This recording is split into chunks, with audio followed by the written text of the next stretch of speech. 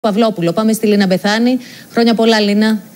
Χρόνια πολλά και καλά. Τα πατροπαράδοτα κάλαντα από όλη την Ελλάδα λένε μέχρι αυτή την ώρα στον πρόεδρο της Δημοκρατίας Προκόπη Παυλόπουλο πολιτιστικοί σύλλογοι και νεανικές χοροδίες. Η προεδρική φρουρά ξεκίνησε, είπε τα κάλαντα στον κύριο Παυλόπουλο, του ευχήθηκε χρόνια πολλά.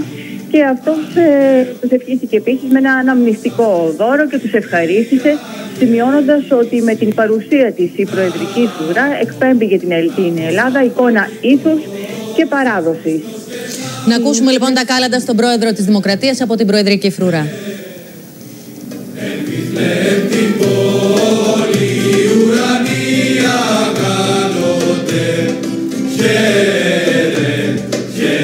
Θέλω να σας ευχαριστήσω ιδιαίτερα για το ήθος σας και την εικόνα της χώρας την οποία βγάζετε εσείς προς τα έξω κάθε φορά.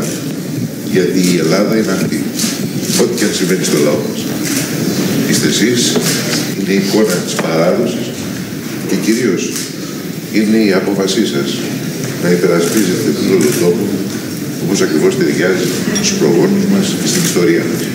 Να είστε καλά, βρε παιδιά. Ευχαριστώ πάρα πολύ. Και οι Μαντινάδες είχαν